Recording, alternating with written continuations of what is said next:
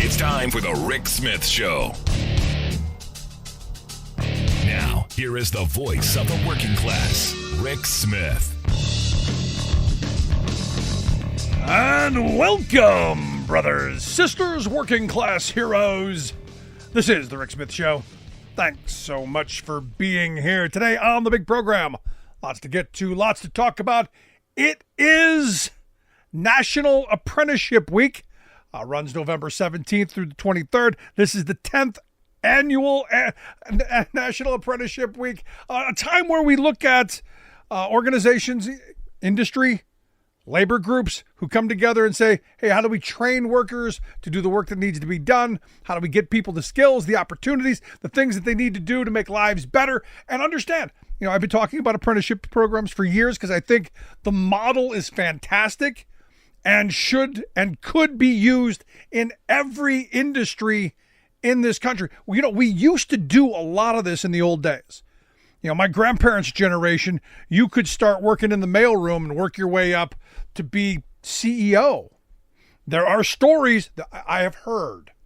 There are stories of people learning skills from an employer, starting off as at the lowest level, and then learning and them nurturing that I know it's hard to believe in this day and age, hard to believe that there could be a partnership, but there is. And the unions, the building trade unions, they foster this better than anyone.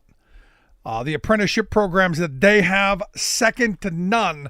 So when you see, we're celebrating the 10th anniversary of the annual anniversary of these apprenticeship programs, it makes me think that it's a good opportunity to highlight why they're so important, especially now when there's all this talk around college debt.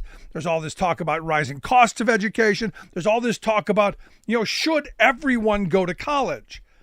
And like with my own children, I said, look, if you want to go to college, we'll send you, but you got to know what you want to do on the other end.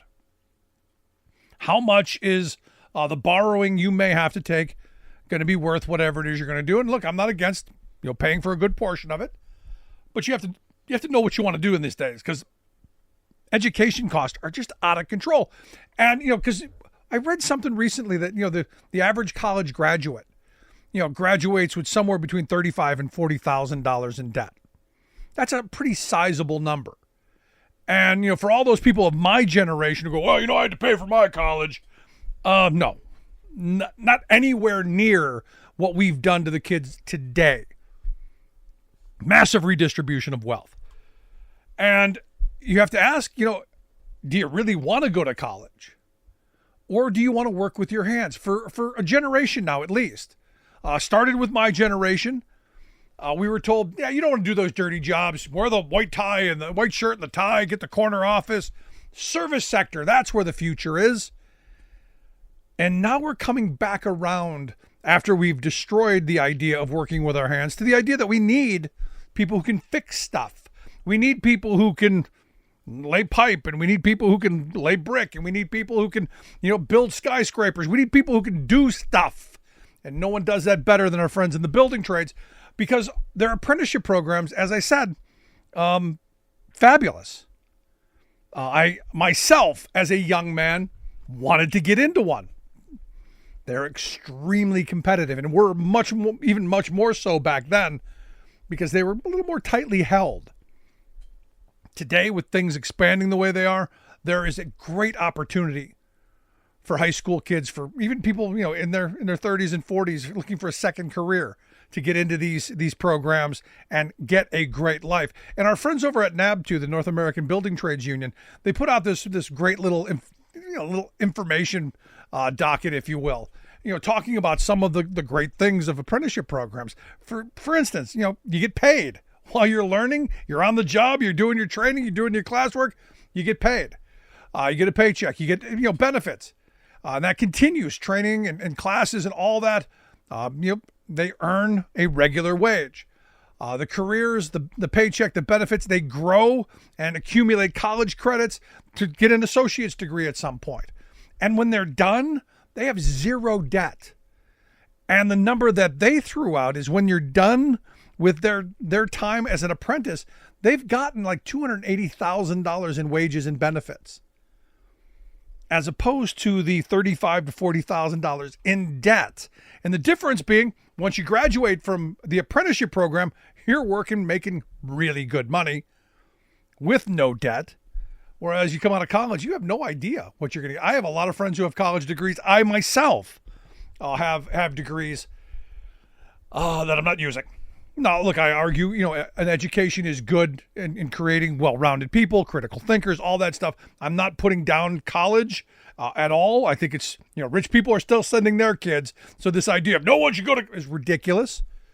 But if you've got kids who want to work with their hands, you got people who want to build things. And my building trades friends, you can't go for a car ride with them in any city that they live in without them telling you the tales of how they built that city. There's pride in it. And for me, these apprenticeship programs are important, and which is why I say, we should be using this model in many other industries. Healthcare, for instance, I've often said, we could start some kind of an apprenticeship program like this. And as I understand, and I'm not going to speak with broad brushes, there are, places where this is happening. Healthcare, cybersecurity, education, many of the high demand industries, they're trying. And if you go back to the Obama years, one of the pieces of legislation that came out of the Obama term was something called WIOA, the Workforce Innovation and Opportunity Act. It was something that I thought had great promise. And the idea was to give states money to be able to merge, apprenticeship programs, community colleges, all these different avenues for people to get the skills that they need with employers that they would bring in. And then they would try and marry this up to kind of create what the building trades apprenticeship programs have been doing for decades. And it's had some successes, other than the Trump years when they tried to crush it. But this idea for me is still really important. You streamline services to get people the ability to get the employment and the training programs, the stuff that they need, and have it in a one-stop shop kind of thing. You get employers engaged because they need good employees. They need, well-trained, competent, productive employees if they're going to make profit. It seems like a win-win to me. So this idea of partnering with employers to go, hey, what do you need? With workers who need jobs, and then on the end of it, making those really good, high-paying jobs with great benefits. I don't use win-win very often, but this is kind of one of those win-win situations. Now, look, I'm a union guy, and the interests of the employers and the workers there are differences, but there still are some. Getting the employees and the training to match up makes a lot of sense. And no one does this better than the union apprenticeship programs, which is why I'm glad that they have these apprenticeship weeks every year to talk about why these are so available, accessible, and important, and why we need as a country to have well-trained people building our skyscrapers, putting roofs on our kids' buildings and all school buildings and all of that. So when we come back, I'm going to talk to one of our friends from LIUNA, the Laborers International Union of North America, to share some thoughts on their apprenticeship program. Maybe get some stories on, because look, we've talked to people who life-changing opportunities come out of this. I remember a guy last year who got out of prison and had no real direction, fell into one of these apprenticeship programs, and now is leading the life that he always dreamed of. The big house, the wife, the children, the opportunity, the future. And that to me, that's what's important. So when we come back, we're going to talk to our good friend from LIUNA. But I want to hear your thoughts. Any ideas? Got any friends, kids, anybody who in an apprenticeship program? I want to hear it.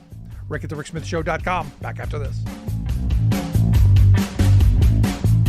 We are AFGE, the American Federation of Government Employees. We represent 700,000 federal and D.C. government workers who are the vital threads of the fabric of American life. We support our nation's military. We take care of our nation's veterans. We protect our nation's borders. We respond to our nation's crises and natural disasters. We provide services to our nation's seniors. The American Federation of Government Employees. We work for America. We are AFGE, the American Federation of Government Employees. We represent 700,000 federal and D.C. government workers who are the vital threads of the fabric of American life. We support our nation's military. We take care of our nation's veterans. We protect our nation's borders. We respond to our nation's crises and natural disasters. We provide services to our nation's seniors. The American Federation of Government Employees. We work for America.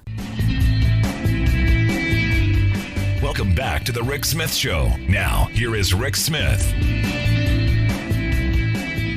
So, big week this week for working people. One of my favorite weeks of the year talking about apprenticeship programs. This is National Apprenticeship Week. It runs this week in November. And I look at the lives that these programs change. I look at the jobs that are created, the skills that are given to workers, and the fact, this is the important part, that the people who go through them aren't saddled with a lifetime of debt. So, National Apprenticeship Weeks, I think the first one was 2015. And over that period of time, you've had some 1.4 million people participate in 10,000 National Apprenticeship Week events. This year, no different. That's why I've asked John LeConche to come talk with us. John is the executive director of LIUNA's Training and Education Fund. LIUNA, the Laborers International Union of North America. John, thanks for taking time for us. Hey, Rick, of course. My pleasure. So this is kind of a big deal, kind of all on display, the amazing work that unions and the building trades do to bring members in, train them, get them the skills to build the stuff that we kind of take for granted. Walk me through what you're doing. Yeah, it's interesting, too, when you look at the size and scope of what we do, especially as the building trades as a whole, Rick. It's labor management working together to fund that. So it's no taxpayers. Money involved. Is there a grant here and there? Sure, but LIUNA alone invests over $200 million a year, and that's because of the relationship between the contractor and LIUNA. So we have about 70 training schools throughout the U.S. and Canada. LIUNA Training oversees those 70 training centers, and they are really the front line to the workers who are going through the apprenticeship program. It's one of those models that I really like, and I wish we could do across industry after industry. And in fact, when Obama was president, he came out with the Workforce Innovation and Opportunity Act, where I had hoped that a lot of states would take the money and the resources to build programs like this.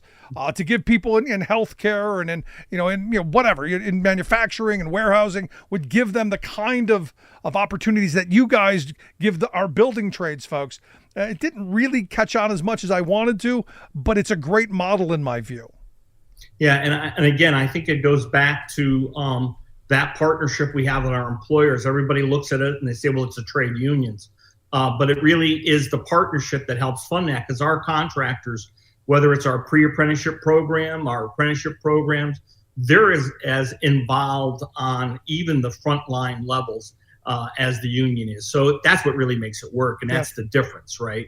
No, because it's in their interest. I mean, you want the best trained people. You want people who are going to be loyal and dedicated. You want people who are going to do the job efficiently and productively so that you can make money. It sounds like that ultimate, they say win-win a lot. It does sound like a win-win proposition. In almost every graduation, we probably crest 60,000 apprentices alone each year. And every graduation, Rick, when that graduate comes up to the stage, who is now going on to be a journey worker in LIUNA, standing there with them is the employer they're going to work for, the local union leader that they're joining, and of course their family. And the contractors love it because they've worked with this apprentice over their 2 or 3 years apprenticeship program for us. And they couldn't love it more, just like you said. I mean, they're invested in it. Yeah. Now, I've talked to people who, thousands of people throughout the years who have gone through various apprenticeship programs, whether it's the IBEWs or the bricklayers or LIUNAs, and they all say the same thing. I learned valuable skills. It gave me the opportunity to get a really good paying job with incredible health care and retirement security and safe work, all this stuff. But more importantly, it gave me the pride of being part of something and building something, because I've got a lot of building trades friends who, when I drive through their city with them, they do kind of bore me with I built that, I did that, I didn't do any of that. Yeah, that's I'm 3 generations in LIUNA from my family, and we all bore our relatives and friends with the drive-by story. And you should. You're proud of it. Yeah, absolutely. It's interesting. I was thinking about that partnership, and so whether it's the building trades MC3 program, which is their pre-apprenticeship and high school program, we have a program called Learn, and so families and many of the kids who are really not sure about what they're going to do after high school, they come into our trade programs in the high schools. And what you see is a kid who's 13 or 14 mature up to that 18-year-old graduate who has met the employers, who have met the union leaders, who have gone through hands-on training. And by the way, so you'll know, to be clear, our high school program does not want 14 and 15 and 16-year-old kids out on job sites. But instead, what we do is community work. We actually, one of our schools in Texas was building beds for a homeless shelter there in Texas, right? And so those kids, wearing LIUNA orange, proudly building those things and having them go into that homeless shelter was like, and they know what's at the end of the tunnel. Last week I was at one of our schools in Long Island, and I had a 17-year-old kid talking to me about pensions and annuity and wages, which blew my mind, right? I didn't. No, that's fabulous. And this is what I keep talking about. It's about the education process, not just, swinging the hammer or doing the work, but the entire education process that comes through it. So walk me through. I mean, obviously an apprenticeship week is about, promoting it to the general public, getting people who aren't me to know that they exist. How do people get involved? Like if an 18-year-old kid, let's say my kid, wanted to get into one of these apprenticeship programs, how do you walk through that? When I got to be honest, when I was a young kid, when I was 18, you had to know someone. The trades were a very close-knit community that, they knew what they had and they kept it close to the vest. I know that has changed now. How do people navigate this system? Well, it's something I've heard you say on other shows. And the key to it now is, again, for LIUNA, we have basically a training center in every state or cover multiple states, right? So we're a presence in the community. So now we have parents, and here's the kicker. You're dead on, because when we're talking to the kids, I can see the mom or the dad going, "What? How much do you make? What's this like?" So they had no idea. So we have apprenticeship directors and coordinators. We're one of the few unions that have a third-party accreditation attached to our apprenticeship directors and coordinators, and we do that for a purpose, so that they understand the value of community partnerships going out. Many of the schools are in the inner cities where the families are. And so it is done through career days.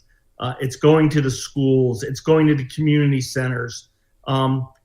It's going to the prisons. I have a great story, just real quick.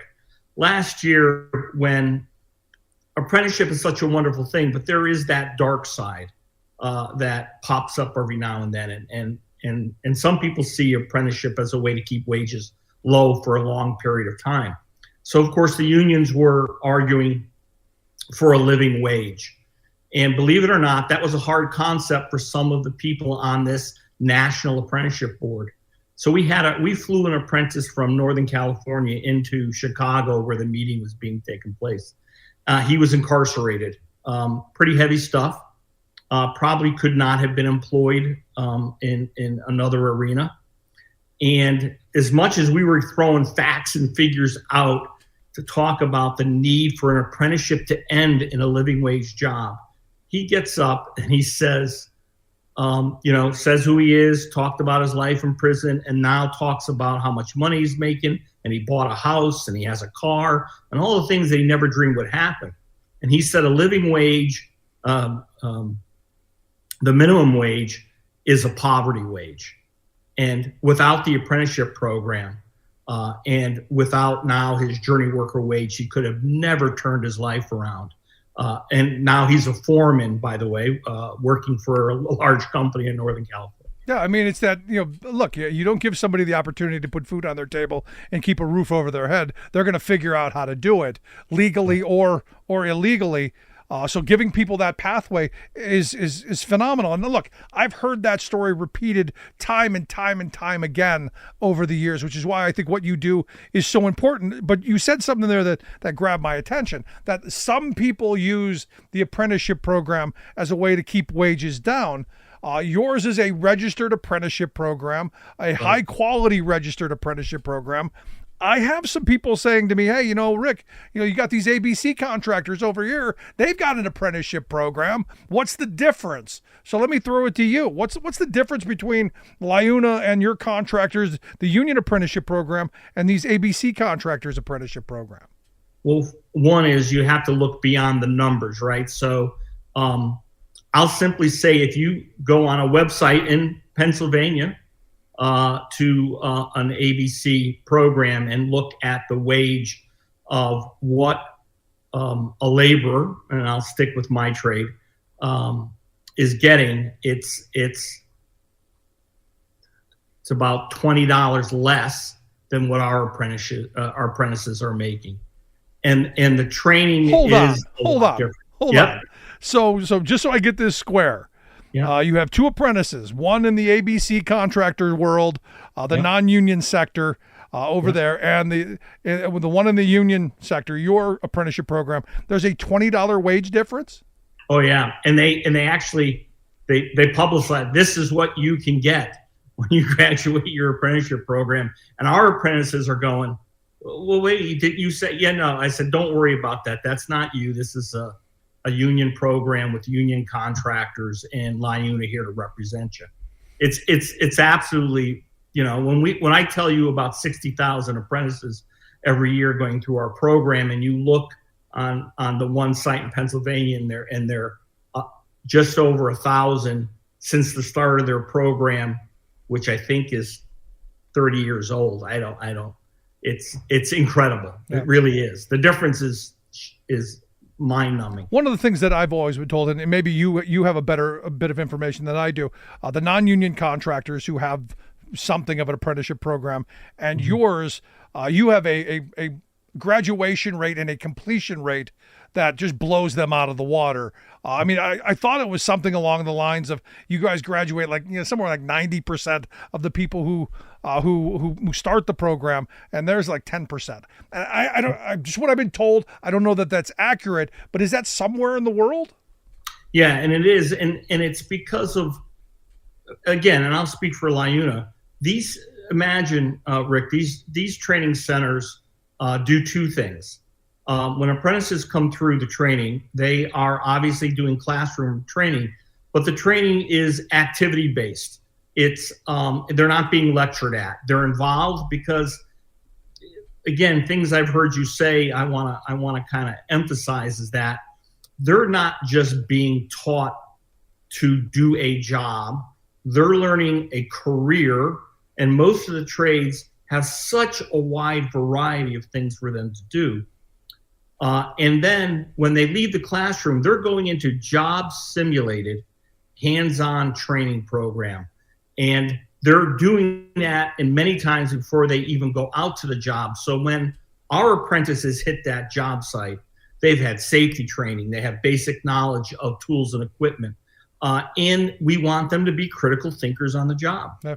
No, look, the better trade, the long-term cheaper. They may make higher wages, but being more productive, actually better for the contractor. And for all of this apprenticeship program, all of this training, all of this wonder stuff, what's it cost? Nothing. In LIUNA, nothing. So if your son was to join one of our 3 apprenticeship programs in Pennsylvania, he comes into the program, it costs him nothing. Except his boots. Yeah. He'd have to buy his work boots. And I'd buy them for him. Absolutely. If it's going to get him out of the house, make it a wage more than I've made, then, good on him. Last question I've got for you, because I know a lot of people like to talk about themselves, their pride and their path through this. Tell me about your path through this.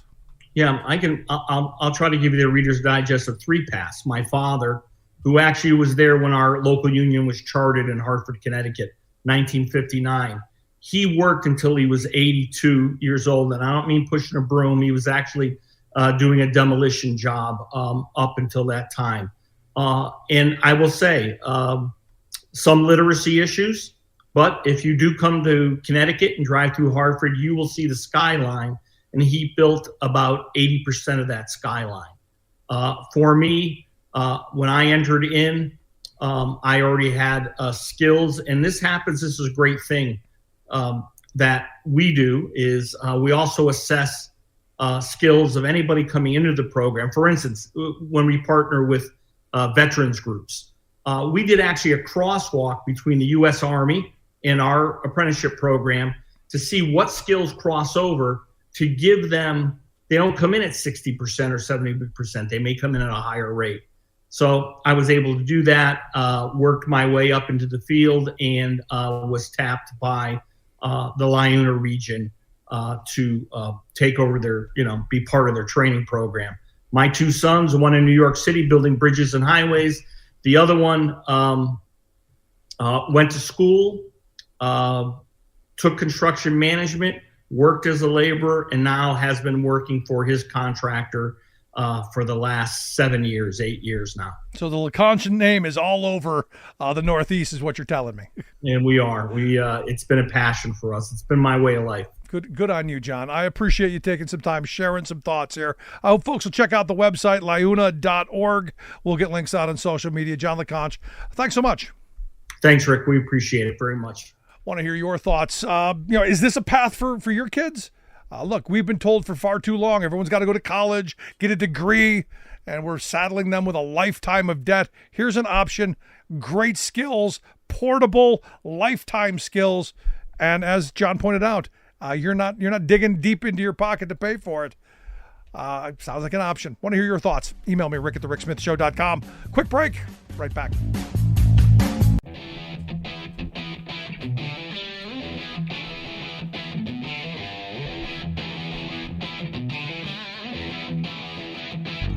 Welcome back to the Rick Smith Show. Now, here is Rick Smith.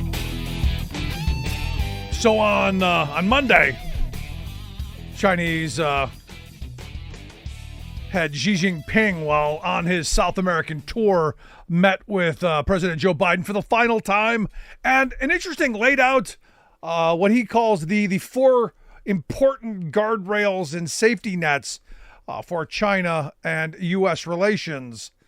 Saying that they must not be challenged. And he laid it out. He said, the Taiwan question, anything having to do with democracy and human rights, anything having to do with China's path and their system, and their development rights. That is 4 glaring red lines for him. And look, this was clearly a message for Donald Trump.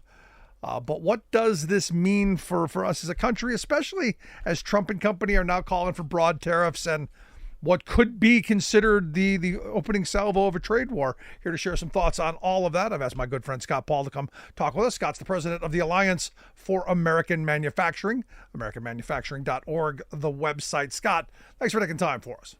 Rick, it's great to be with you. So what do you make of Xi Jinping doing this South American tour? I mean, they're laying around a lot of cash around. They're I would argue, filling the voids that we've left in a lot of places, especially places like South America.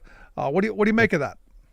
Yeah, it's I'm going to paraphrase someone by saying, it's foreign policy with Chinese characteristics, right? It had a little bit of all the tricks up their sleeve, put a port in Peru, spend billions of dollars to upgrade that infrastructure, do the same with some other South American countries. And then kind of that muscular proclamation that you pointed out, Rick, about like, we're happy to be friends as long as you never disagree with us, basically, right? And so give us what we want and never question us, and we'll be great friends, right? So it's, and I guess the issue is the United States position on Taiwan is that the people on Taiwan should get to determine who they want as their leader, and right now they don't want anyone from the mainland. They don't want to be part of that because it's not a system that provides an opportunity to change your government at all.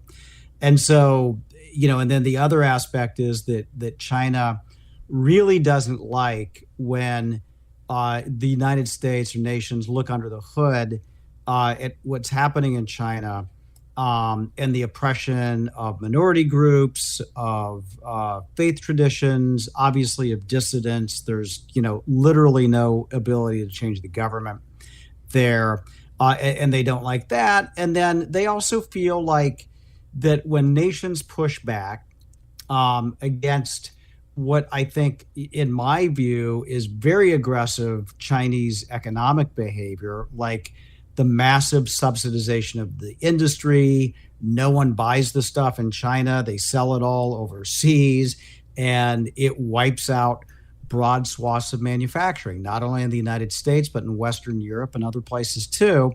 And then somehow when we push back on that, that's called interfering with Chinese development, right?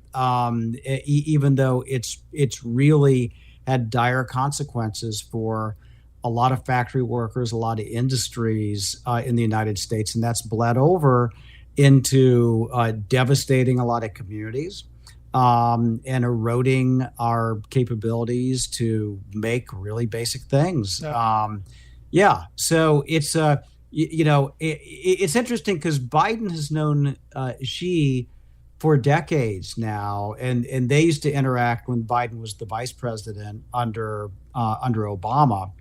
And so it's got to be kind of like a bit of a bitter ending for Biden, because he understood, to his great credit, I will say, he understood Xi and he understood what he was about.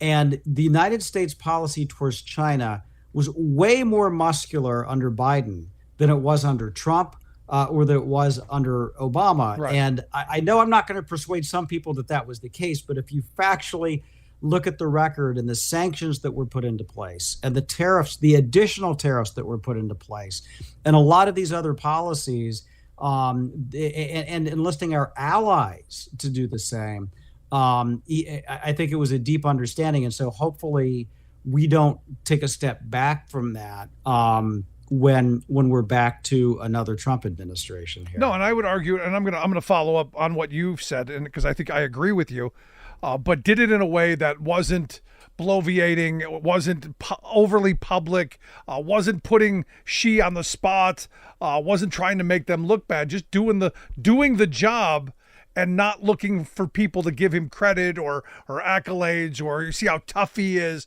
Because I look at someone like Trump and I go, the reality is I see him as kind of a paper bully. He made a lot of threats. He made a lot of promises. Didn't really hold up on the China thing. Yeah. Well, there's going to be a couple of tests, and I mean, one of them was the lure of the deal that got Trump to stop the tariff, the tariff escalation, and China eagerly signed a deal. And Trump eagerly signed it, and China said, we're going to buy this stuff. Half the stuff they're going to buy anyway, which was American energy, right? Because you can't get any cheaper. Right. So there was that. And then the other part, they never bought any of it. And so, but Trump got to declare victory. And he was happy to say he had a deal like that. And then, Trump was against TikTok. Before he was for it. And we're going to see what happens now, because that's going to come to a head very soon, because the deadline for essentially the divestment of TikTok ownership from Chinese hands has to occur very soon. So we'll see what happens there too. Yeah. Now I looked at Paul Krugman, the columnist over at the New York Times, had a piece that there was a line in there that caught my attention, and it basically is saying that we learned in the 2000s, the China shock. We learned what happens. We learned that whatever virtue, this is what he wrote, whatever the real virtues of free trade, a huge import surge does unacceptable damage to workers and communities in its path. He points out that furthermore, China is an autocracy that doesn't share democratic values, allowing it to dominate strategic critical industries, and it's an unacceptable risk. And I agree with all of that. And the question I have is, have we really learned the lesson? And then what is that going to mean as the Trump administration comes in and what they're going to want or have to do? Yeah, well, that's a great question, because, you get this fatigue on China and tariffs, and the fact that Trump has lifted up tariffs means that, honestly, most Democrats are going to be like, I don't want to do this, right? I don't want to do tariffs because it's a Trump it's a Trump policy now, even though it had been, interestingly, a Biden policy. No, right? Look, I had been calling for tariffs long before Donald Trump came on the scene. Oh, I know you have. I have too. But I think here's the interesting thing, and this reminds me of, like, the United States has been very clearly laying out this case that China has massive overcapacity, that a China shock 2.0 is in the works, and that we have to guard against it. And they've had Secretary Janet Yellen come out and say this, and they've had Secretary of State Tony Blinken say the same thing. And these guys are not trade hawks, right? They are not trade hawks at all.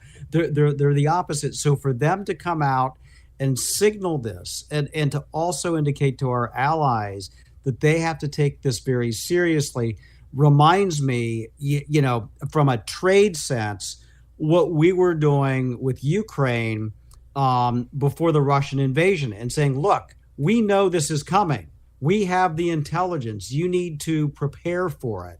And there was a lot of denial, at the time. And so my hope is that people will listen to this warning and know that it is not hyperbole, that it is based on history.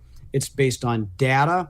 It's based literally on what we know China wants to do, because it lays it out in 5-year plans. It's not a secret. They're like, we want to dominate the world in this stuff.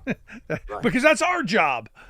Yeah. No, look, just recently here on the program, I talked to an economist who was saying, look, and I agree with him that what China is doing now, we had done in the 50s and 60s. We went around the world. We spread a lot of industry around. We spread some money around. We rebuilt communities. I would argue for different reasons and with different kind of priorities. Spreading democracy and freedom and all that thing seems like altruistic ideals.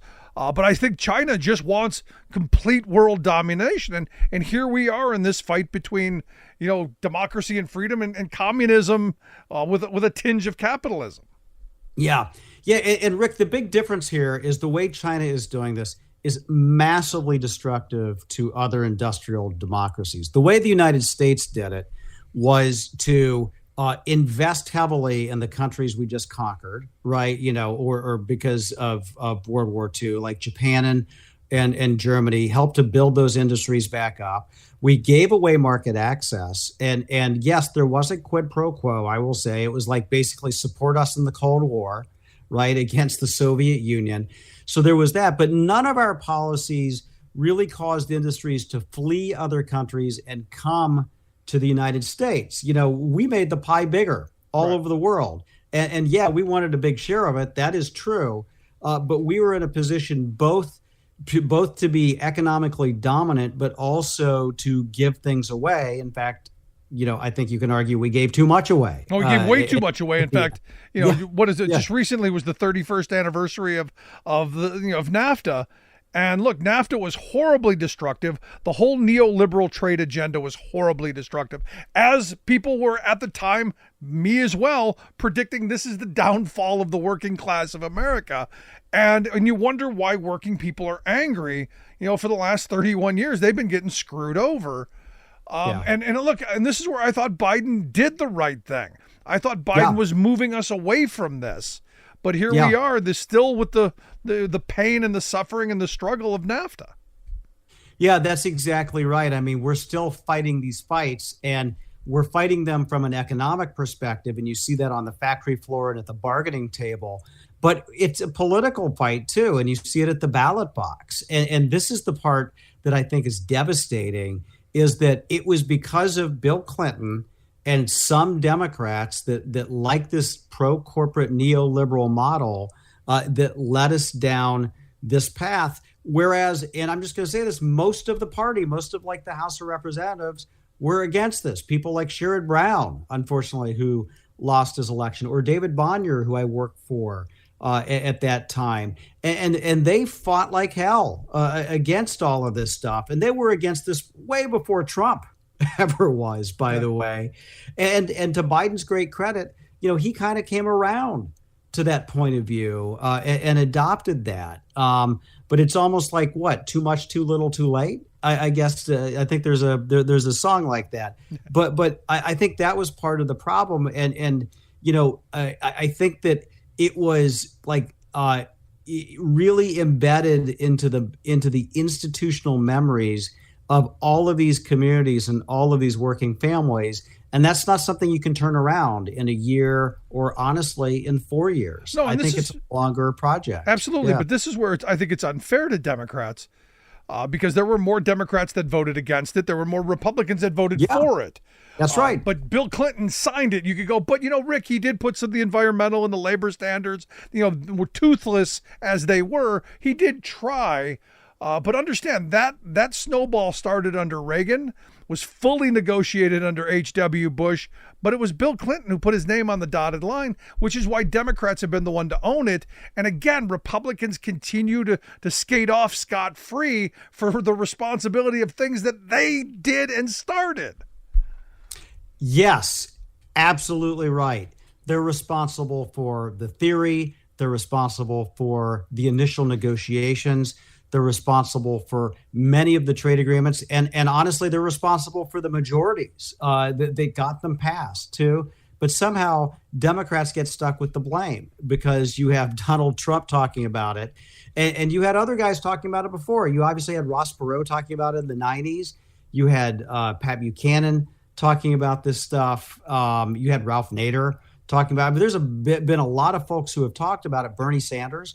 But Trump made it stick to the Democrats, which is just, but I will say this, you got to push back, right? And that's the thing is that, there's a lesson here. If they're going to try to punch you in the mouth on this, you got to punch them back in the mouth on the trade stuff with the facts that you just presented and how they want to stand up. And if you left it up to a lot of the Republicans, we'd be negotiating more free trade deals. So when they go low, you're not going high on this then, right? I'm going with the legal punch is what I'm going with. I'm ramming their face in the ground with it. But so the question I have in the last line of question I've got for you, look, if you ever played football, that's the response. Someone comes for your knees, face in the dirt. So what does this mean for Trump? Because he has run on this 4 years. His 4 years in the White House, we had lots of manufacturing weeks. We had lots of infrastructure weeks. We got none of it. He, like any good salesman, he's got the rap. He just doesn't have the product to deliver. What should he do? What can he do? And if you're advising him, what is it that we're doing to move the country forward that might actually help working people instead of just be rhetoric? Yeah, well, the stuff that he can and should do, he can do with some executive authority, and that's the strategic application of tariffs. And by this, I don't mean taxes on your groceries when you're going to the grocery store, right? Because I don't think that's going to help us a lot. But it does mean the strategic application of tariffs, because there's a lot more that we can and should do. Here's my concern. Even if they're on task on that, there's not a lot that the Republicans in the Congress are going to be willing to do, and certainly nothing for working people, right? So we're not going to get a big infrastructure bill. We're not going to get industrial policy investments in other industries outside of semiconductors. In fact, they may get rolled back in some areas. And what we might get are a bunch of no strings attached tax cuts for corporations. And that's not going to bring jobs back to the United States. And so I am concerned about the direction that this could go. But if he gets the right people and he has the right trade policy, that is a step forward. If it's done strategically the right way, that is part of the solution. But again, I think all of these trading countries now know he's lured by a deal, Rick. Yeah. He's lured by a deal. So all they got to do is dangle something in front of him, and it's like a shiny object. He's going to be like, okay, I think this is great. And that's not going to be acceptable. No, he just wants the pat on the head. But look, I think what Biden was doing was right. Smart investments in industry and innovation, invest in the country, have a strengthened and muscular Buy American program, and increase apprenticeship programs to get workers the skills that they need to build these industries. If Trump does this, if he does those things, and I got to tell you, my belief that he will is very low. But if he were to do these things, he could potentially be the third 3-term president that he wants to be and thinks that he's going to be able to be, because this is what people want. Yeah. Yeah, well, hopefully it's going to be additive to the Biden efforts, right? I'm not holding my breath, right? Yeah, I think everything with Biden's name on it gets chucked day one. Yeah, because there is something to build on, and he's going to be the beneficiary no matter what, because all of the factories that were started under Biden, the semiconductor factories, they're going to get finished over the next 2 or 3 years, and you bet your bottom dollar he's going to show up, right, and claim credit for all of that stuff. Absolutely. And that's the thing that irks me. When they vote against this stuff, they try and destroy this stuff. And then when it's done and it's reaping benefits, look how wonderful we did. You did nothing. That's right. But we will see. Scott, as always, I appreciate the insight. Good stuff. Rick, thanks so much for having me on. Really appreciate it. Our good friend Scott Paul. Want to hear your thoughts? Email me, rick@thericksmithshow.com. Do you think we're going to get an industrial policy out of Trump, or is it going to be more con man sales tricks? I want to hear your thoughts. Email me, rick@thericksmithshow.com. Right back after this.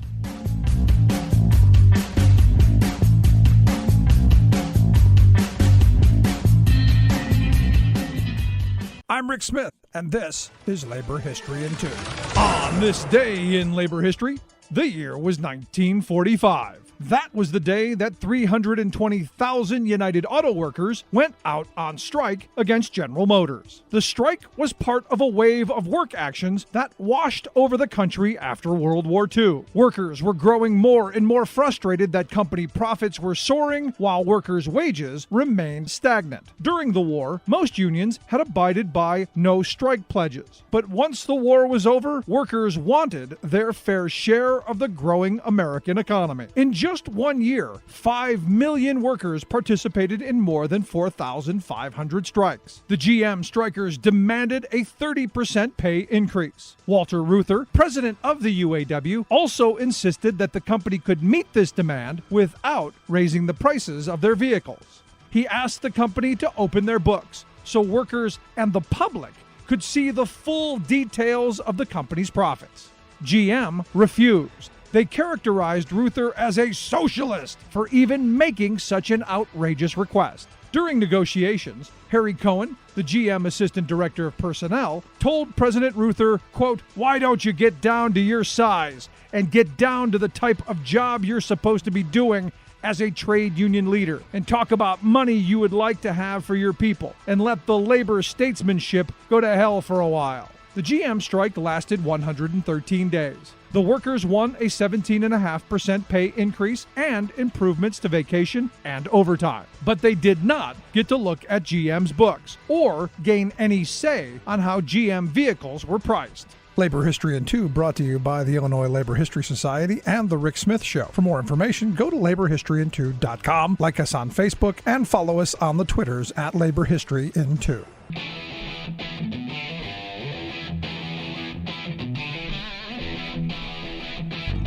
Welcome back to the Rick Smith Show. Now, here is Rick Smith.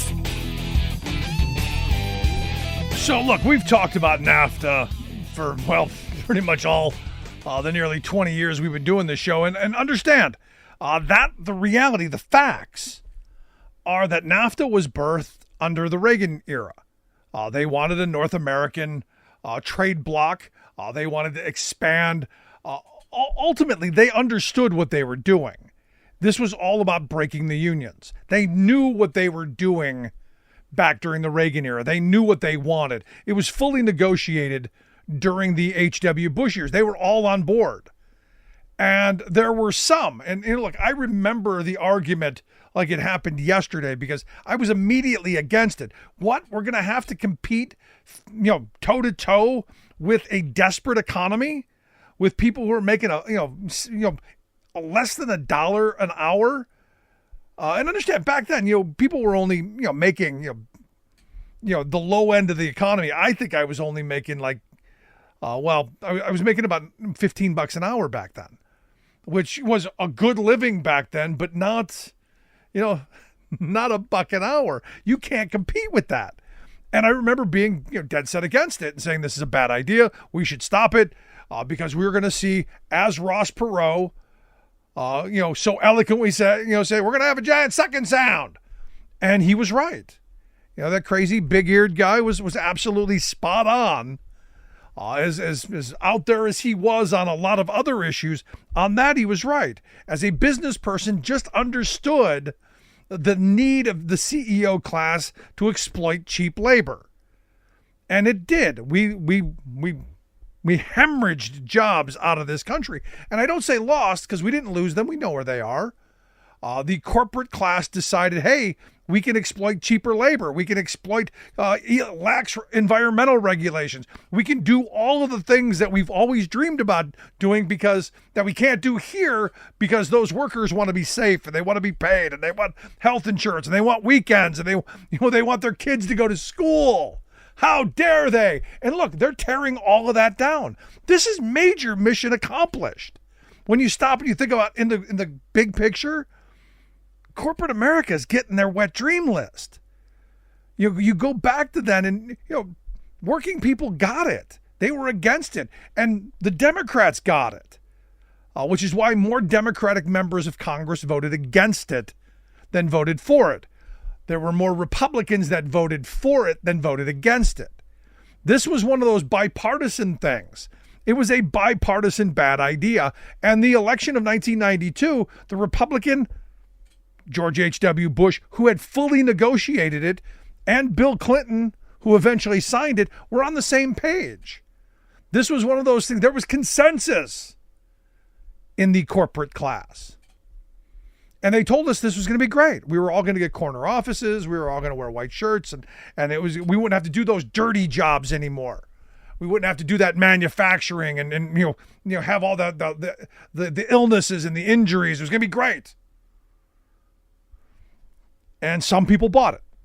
Working people understood it was going to be the end of their communities. It was going to be the end of their livelihoods, which is what Trump was able to exploit. I've said this 1,000,000 times, and I'll say it 1,000,000 more times. My family, otherwise known as the basket of deplorables, never voted. Racist, homophobic, all that, misogynistic, all that stuff. Absolutely.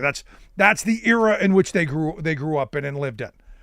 But they didn't vote for him for those things because he is obviously all of those things. They voted for him because he sold them on the idea that he heard them. He heard their struggles. He felt their pain to steal a Bill Clinton frame. And he was going to do something. He was going to bring back those jobs. That economic might and that economic glory was coming back. And then he did a bait and switch. He did the Lucy. He pulled the ball away because he didn't have a plan. Like a good con man salesman, They know what the customer wants to hear.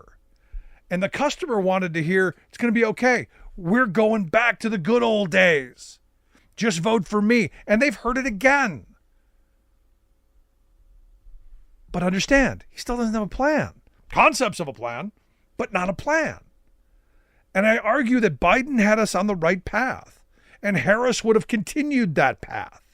The idea of using tariffs in a strategic way, the idea of investing in manufacturing and innovation, the idea of expanding apprenticeship programs, and the idea of, maybe if we need to build roads and bridges, maybe we make the stuff we need right here at home so the investments we're making not only have the shot in the arm from the building, but the shot in the arm for building the products that we need. Will Trump do any of that stuff? I don't know. If he does, he will do very well as president. But I don't think he will. Because, again, I don't think he can. But I want to hear your thoughts. Email me, rick@thericksmithshow.com. Miss any portion of the program? Podcast. As always, thanks so much for being here. We'll see you back here next time. You've been listening to The Rick Smith Show. Email Rick at rick@thericksmithshow.com. Until next time, this has been The Rick Smith Show, where working people come to talk.